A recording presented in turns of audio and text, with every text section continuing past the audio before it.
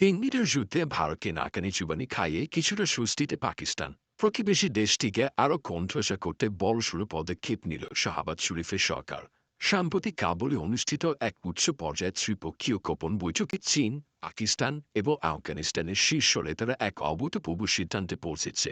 চীন পাকিস্তান অর্থনৈতিক corridor CPEC এর সম্প্রসারণের জাল এবার আফগানিস্তানের মাটি পর্যন্ত বিস্তৃত হবে। তিন দেশ হাত মেলানোয় ভূ রাজনৈতিক হিসাব বিকাশে যোজন যোজন পিছিয়ে যাবে ভারত। এমন খবর প্রকাশ্যে আসতেই কপালে দুশ্চিন্তার ভাঁজ পড়েছে মোদী সরকারের। দ্য এক্সপ্রেস ট্রিবিউনের এক চাঞ্চল্যকর প্রতিবেদন অনুসারে এই পদক্ষেপের নেপথ্যে শুধু অর্থনৈতিক উদ্দেশ্যই ক্রিয়াশীল নয়, বরং ভারতীয় প্রভাবকে আঞ্চলিক কূটনৈতিক অঙ্গন থেকে সুকৌশলে সীমিত করে একটি নতুন রাজনৈতিক সমীকরণ জন্ম দেওয়াটা এই ট্রয়জোটের প্রধান লক্ষ্য।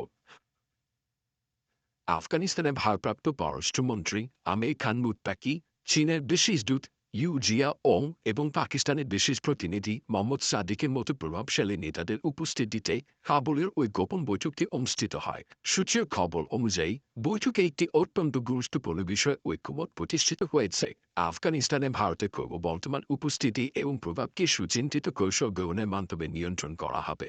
তবে এই নতুন সমীকরণে আবুলে উত্তেজনা আরও বহুগুণ বৃদ্ধি করেছে পাকিস্তানের এক বিতর্কিত অভিযোগ। দেশটির সশস্ত্র বাহিনীর মুখপাত্র আহমদ শরীফ চৌধুরী সম্প্রতি এক বিস্ফোরক দাবি করেন যে ভারতের ছোড়া একটি ক্ষেপণাস্ত্র আফগান ভূখণ্ডে আঘাত হেনেছে।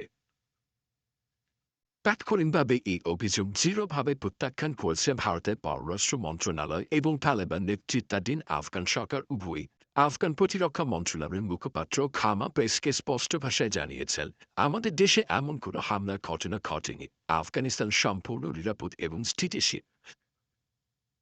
এদিকে সূত্রের দাবি গত 22 এপ্রিল পেহেলগামে ভয়াবহ সন্ত্রাসী হামলার তদন্তে ইসলামাবাদ যে অবস্থান নিয়েছে, তালেবান নেতৃত্ব নীরবতার প্রতি সমর্থন জানিয়েছে এবং ভারতীয় শিবিরের দূরত্ব বজায় রাখার সুস্পষ্ট ইঙ্গিত দিয়েছে।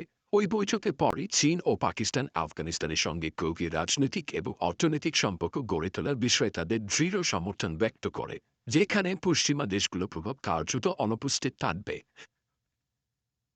এই ত্রিপক্ষীয় কৌশলগত প্রক্রিয়ার অংশ হিসেবে পাকিস্তান ও চীনের উচ্চপদস্থ প্রতিনিধিরা আফগান বাণিজ্যমন্ত্রী আজিজির সঙ্গেও এক গুরুত্বপূর্ণ আলোচনায় অংশ নেয়। প্রতিনিধি দল এই বৈঠকগুলোকে গঠনমূলক এবং আঞ্চলিক বাণিজ্যিক সহযোগিতা বৃদ্ধির ক্ষেত্রে গুরুত্বপূর্ণ পদক্ষেপ হিসেবে আখ্যায়িত করেছে। উল্লেখ্য, 2023 সালের মে মাসে ইসলামাবাদে অনুষ্ঠিত পররাষ্ট্রমন্ত্রী পর্যায়ের বৈঠকে আফগানিস্তানের সিপিইসি এর সম্প্রসারণের একটি প্রাথমিক সমঝোতা হয়েছিল। কাবুলের এই গোপন বৈঠক সেই প্রাথমিক সমঝোতাকে আরও এক ধাপ এগিয়ে নিয়ে যাওয়ার বিষয়ে তিন দেশের মধ্যে চূড়ান্ত সম্মতি সিলমোহর দিয়েছে।